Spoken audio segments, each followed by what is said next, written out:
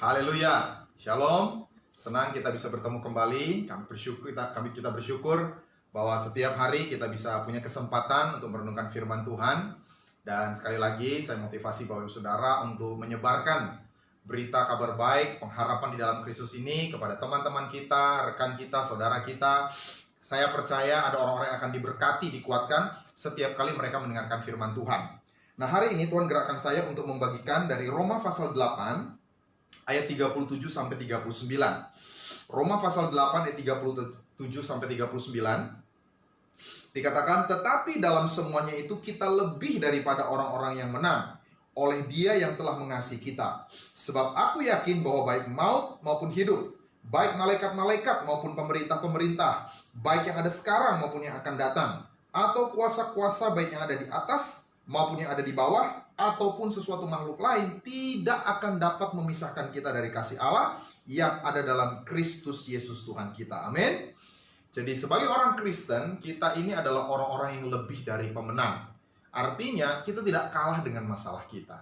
Artinya setiap kali kita menghadapi masalah, kita harus selalu punya sikap, saya tidak akan jatuh, saya justru akan bangkit makin kuat. Waktu kita menghadapi jalan buntu, kita akan berpikir bahwa Tuhan akan memberikan jalan keluar. Dan hari ini saya menyampaikan firman Tuhan dengan judul sikap kita menghadapi masalah. Sikap kita menghadapi masalah. Sebagai orang-orang yang lebih dari pemenang, bagaimana kita menghadapi masalah? Ada 7 sikap yang dimiliki oleh orang yang memiliki mental lebih dari pemenang.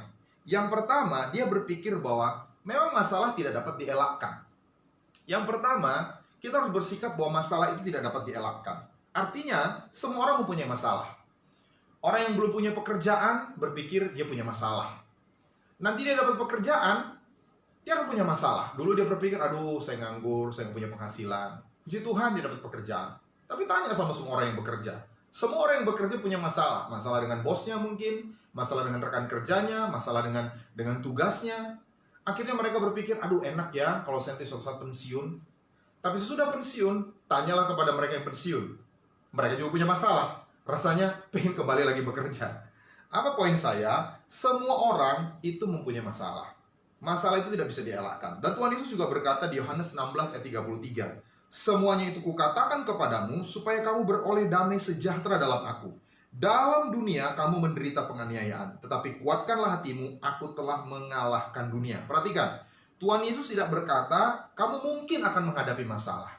Tidak. Tuhan Yesus berkata, di dalam dunia kamu menderita penganiayaan. Jadi selama kita masih di bumi ini, kita pasti akan menghadapi masalah. Dan kita bersiap untuk menghadapi masalah. Itu sebabnya waktu kita menghadapi masalah, kita tidak shock, kita tidak kaget, kita tidak jadi orang yang naif. Kita tidak berpikir bahwa kita kebal terhadap masalah. Di Yakobus 1 ayat 2 dikatakan, saudara-saudaraku, anggaplah sebagai suatu kebahagiaan apabila kamu jatuh ke dalam berbagai-bagai pencobaan. Dalam bahasa Inggris itu dikatakan whenever. Anggaplah sebagai suatu kebahagiaan ketika kamu jatuh dalam pencobaan. Jadi bukan apabila, artinya bisa iya bisa tidak. Alkitab berkata pasti. Itu cuma masalah waktu kita akan menghadapi masalah. Jadi Alkitab menyatakan dengan jelas bahwa pencobaan dan masalah itu pasti terjadi. Sehingga merindukan hidup tanpa masalah itu tidak realistis. Itu akan membuat kita stres. Jadi yang pertama, orang yang punya sikap lebih dari pemenang, dia akan berpikir memang masalah tidak bisa dielakkan. Lalu yang kedua, masalah itu bersifat sementara. Orang yang memiliki mental lebih dari pemenang selalu berpikir bahwa setiap masalah bersifat sementara. 1 Korintus 10 ayat 13 berkata, pencobaan-pencobaan yang kamu alami ialah pencobaan-pencobaan biasa yang tidak melebihi kekuatan manusia. Sebab Allah setia dan karena itu Ia tidak akan membiarkan kamu dicobai melampaui kekuatanmu.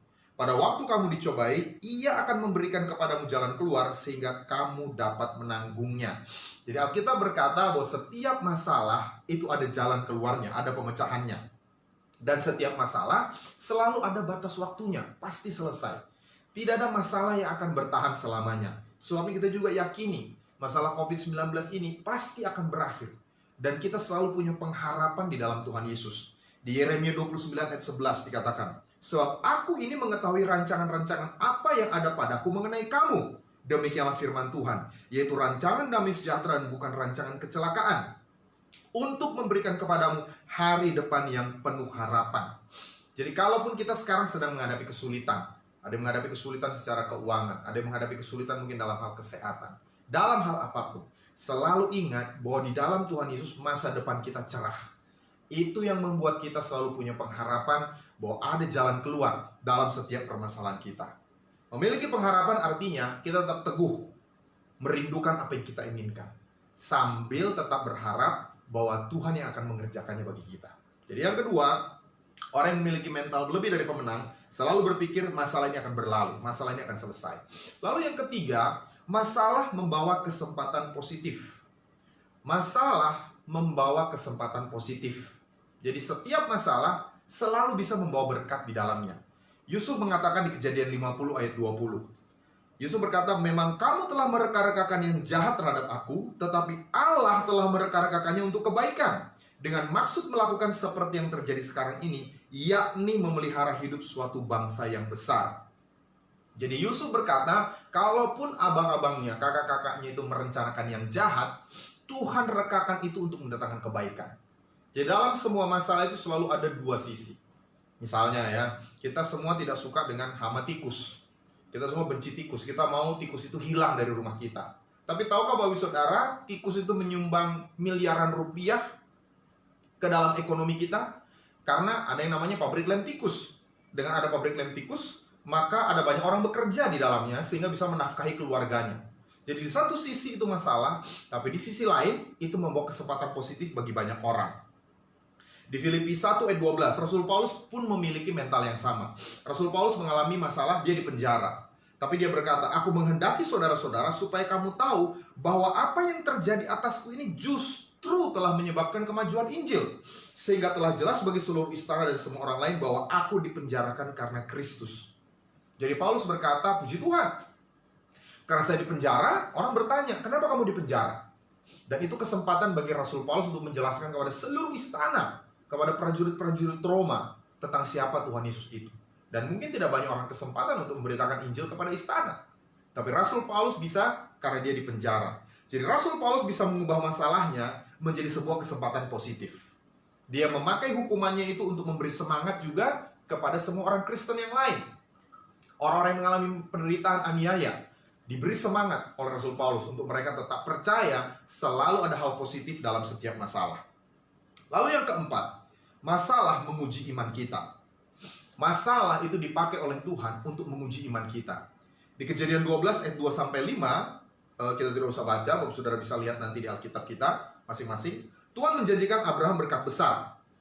Kalau Abraham patuh kepada Tuhan, meninggalkan tanah asalnya, pergi ke tanah Kanaan, maka akan ada berkat besar. Tapi di ayat 10, tiba-tiba masalah muncul. Ada kelaparan di negeri itu. Dan mungkin Abraham bertanya, kok bisa Tuhan memanggil saya ke satu tempat, justru membuat saya mengalami kelaparan? Tapi poinnya, ini adalah ujian untuk Abraham.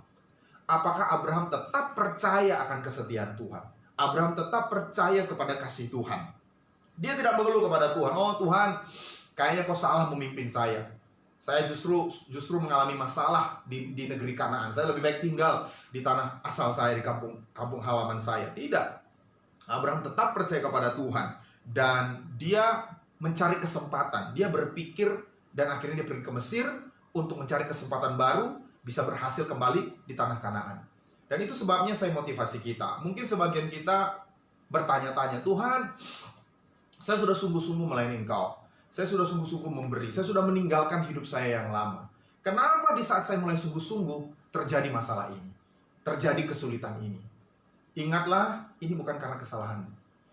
Ini bisa dipakai Tuhan untuk menguji imanmu. Dan perhatikan apa yang Abraham lakukan. Abraham tidak mengeluh. Dia tidak membuat dirinya makin stres dengan bertanya-tanya, why Tuhan? Kenapa Tuhan? Why God? Kalau kita bertanya kenapa, itu justru akan membuat kita makin stres. Apa yang harus kita lakukan? Kita tetap percaya kepada Tuhan. Tuhan tidak pernah salah menuntun kita. Dan yang kedua, pakai akal budi kita, pakai hikmat kita. Di tengah masalah ini, apa yang harus kita lakukan? Sama seperti Abraham, dia mengungsi untuk sementara ke Mesir, sambil dia mencari kesempatan untuk kembali lagi ke tanah Kanaan, jauh lebih baik, jauh lebih berhasil. Itu yang keempat. Lalu yang kelima, masalah bisa saja pertanda bahwa kita hidup untuk Tuhan. Bagi orang yang lebih dari pemenang, dia berpikir bahwa masalah bisa saja, saya katakan ini bisa saja, nanti kita akan lihat, ada 3 penyebab masalah dalam hidup kita.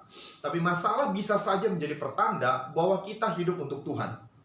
Di Yohanes 10 ayat 10 dikatakan, Yesus berbicara mengenai setan, mengenai iblis. Pencuri datang hanya untuk mencuri dan membunuh dan membinasakan. Aku datang supaya mereka mempunyai hidup dan mempunyainya dalam segala kelimpahan. Jadi ada oknum pencuri dalam hidup kita, yaitu setan. Dan setan mengakibatkan penderitaan. Saya katakan tadi ada 3 jenis penderitaan. Pertama, penderitaan karena iblis. Kedua, penderitaan karena kebenaran. Ketiga, penderitaan karena kebodohan kita sendiri. Kalau kita menderita aniaya karena iblis, seperti yang dialami Ayub. Ayub tetap akhirnya setia kepada Tuhan. Walaupun iblis menganiaya dia tetap setia ikut Tuhan. Dan akhirnya dia dipuji oleh Tuhan. Dia dibanggakan oleh Tuhan. Yang kedua, kita juga bisa menderita aniaya karena kebenaran. Di 2 Timotius 3 ayat 12. Memang setiap orang yang mau hidup beribadah di dalam Kristus Yesus akan menderita aniaya. Ya, Rasul Paulus juga berkata kepada Timotius, kalau kita mau hidup sungguh-sungguh ikut Tuhan, bukan karena kesalahan kita bisa menderita aniaya. Jadi masalah yang kita hadapi jangan selalu dianggap sebagai kebodohan kita, kesalahan kita, dosa kita. Bisa itu serangan iblis, bisa juga itu karena kita hidup untuk kebenaran. Tapi yang ketiga, saya berdoa jangan sampai kita lakukan ini karena kebodohan kita. Galatia 6 ayat 7 dikatakan, jangan sesat, Allah tidak membiarkan dirinya dipermainkan, karena apa yang ditabur orang itu juga yang akan dituainya. Sebab barang siapa menabur dalam dagingnya, ia akan menuai kebinasaan dari dagingnya. Jadi yang ketiga bisa menderita karena apa? Karena kita buat kesalahan. Kita menabur dalam kedagingan, kita menuai dalam kedagingan. Kita berbuat kesalahan, karena kebodohan kita menghadapi masalah. Tapi saya berdoa, kalau bukan karena kebodohan, karena kesalahan kita tetap menderita, itu pertanda kita hidup karena kebenaran. Itu pertanda kita hidup sungguh-sungguh untuk Tuhan, sehingga setan berusaha menyerang kita. Tapi saya berdoa perlindungan darah Tuhan Yesus itu melindungi kita dari setiap serangan roh jahat. Lalu yang keenam, masalah mempercepat pertumbuhan pribadi. Masalah kita bisa mempercepat pertumbuhan pribadi kita. Di Yakobus 1 ayat 2 sampai 4 dikatakan, saudara-saudaraku, anggaplah sebagai suatu kebahagiaan apabila kamu jatuh ke dalam berbagai-bagai pencobaan. Sebab kamu tahu bahwa ujian terhadap imanmu itu menghasilkan ketekunan. Dan biarkanlah ketekunan itu memperoleh buah yang matang, supaya kamu menjadi sempurna dan utuh dan tak kekurangan suatu apapun. Jadi kita bukan jadi orang yang tidak logis, yang menganggap bahwa pencobaan atau ujian itu sesuatu yang menyenangkan. Tidak. Tapi dikatakan anggaplah. Kenapa? Karena kita tahu bahwa banyak hal baik yang bisa dihasilkan dari permasalahan kita hadapi. Permasalahan kita hadapi itu akan menunjukkan siapa aslinya kita. Seperti apa kita sebenarnya, itu akan ditunjukkan di dalam tekanan yang kita alami. Sangat mudah untuk berbuat baik kepada sesama kita waktu segala sesuatunya berjalan dengan baik. Tapi ketika masalah datang, bisakah kita tetap berlaku baik kepada orang lain? Dan waktu kita bisa berlaku dengan baik, itu menunjukkan kita semakin dewasa. Itu menunjukkan bahwa kita menjadi pria dan wanita yang disukai oleh Tuhan. Kita sering sebutkan hal ini ya, God most more interested to your character than to your comfort. Tuhan lebih tertarik kepada karakter kita daripada kenyamanan kita. Jadi Tuhan sengaja izinkan kita mengalami ketidaknyamanan untuk menunjukkan karakter kita seperti apa. Dan Alkitab juga berkata bahwa lewat penderitaan, lewat aniaya, karakter kita semakin dimurnikan. Jadi kita lihat sisi positif dari masalah. Masalah itu akan membuat kita semakin dewasa. Dan yang ketujuh, yang terakhir hari ini, masalah bisa membawa kita lebih dekat kepada Tuhan. Masalah bisa membawa kita lebih dekat kepada Tuhan. Mazmur 61 ayat 1-2 berkata, dengarkanlah kiranya seruanku ya Allah, perhatikanlah doaku. Dari ujung bumi aku berseru kepadamu, karena hatiku lemah lesu. Tuntunlah aku ke gunung batu yang terlalu tinggi bagiku. Jadi waktu pemazmur menghadapi gunung batu yang terlalu tinggi, dia minta Tuhan menuntun dia. Dia minta Tuhan memegang tangannya. Dan berbicara memegang tangan itu artinya bicara jarak yang sangat dekat. Kita harus jujur. Kapan kita sangat merasa dekat dengan Tuhan? Waktu kita menghadapi masalah pergumulan. Itu sangat manusiawi. Kapan kita merasa doa kita itu dalam tanda kutip ngangkat waktu kita punya pergumulan? Itu sangat alamiah, sangat lumrah. Walaupun kita harusnya tetap dekat dengan Tuhan apapun kita hadapi. Tapi lewat masalah, lewat pergumulan, ada banyak orang lebih bersungguh-sungguh mencari Tuhan. Dan menurut saya itu yang sedang terjadi saat-saat sekarang. Ketika ekonomi sedang terganggu, ketika masalah sakit penyakit COVID-19 ini merebak, ada banyak orang mau tidak mau sekarang mencari Tuhan. Inilah kesempatan kita berdoa supaya Roh Kudus bekerja di hati banyak orang, membawa pertobatan sejati. Dan itu semua terjadi karena ada masalah. Di hari ini kita sudah belajar bahwa sebagai anak Tuhan kita punya mental lebih dari pemenang. Lebih dari pemenang artinya kita percaya bahwa masalah ini akan mendatangkan kebaikan. Masalah yang Tuhan izinkan terjadi ini akan membuat kita semakin kuat. Ada 7 hal, 7 sikap yang dimiliki oleh orang yang lebih dari pemenang. Yang pertama, dia melihat bahwa masalah tidak dapat dielakkan. Semua orang menghadapi masalah. Lalu yang kedua, setiap masalah bersifat sementara. Lalu yang ketiga, masalah itu bisa membawa kesempatan positif. Yang keempat, masalah akan menguji iman kita. Masalah itu akan membuat iman kita itu semakin murni. Yang kelima, masalah itu akan menjadi pertanda bahwa hidup kita untuk Tuhan. Lalu yang keenam, masalah akan mempercepat pertumbuhan pribadi. Kita semakin dewasa, semakin serupa dengan Kristus. Lalu yang ketujuh, masalah dapat membawa kita lebih dekat kepada Tuhan.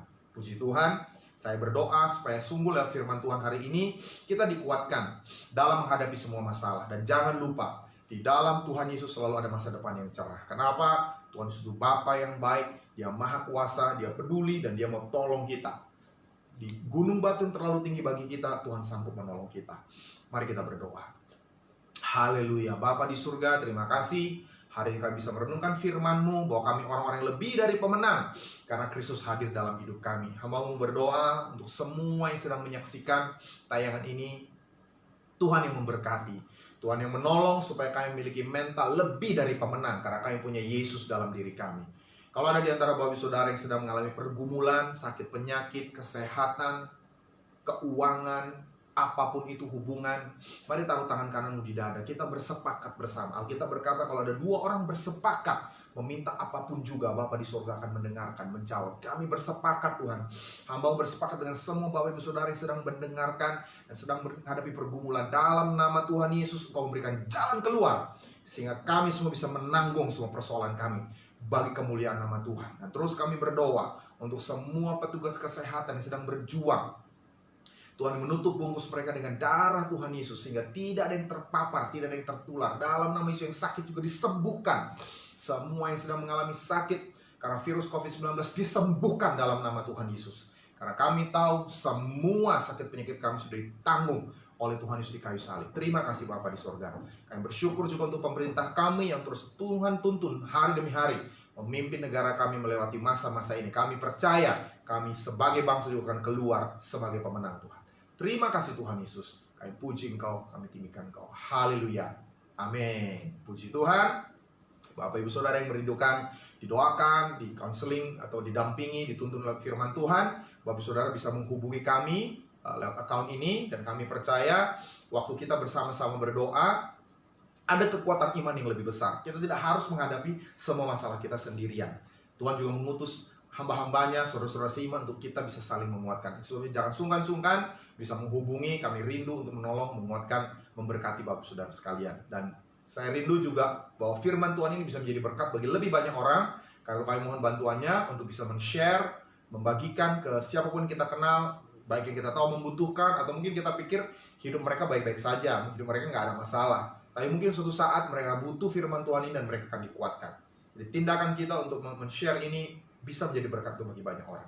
Terima kasih untuk waktunya. Tuhan Yesus memberkati. Shalom.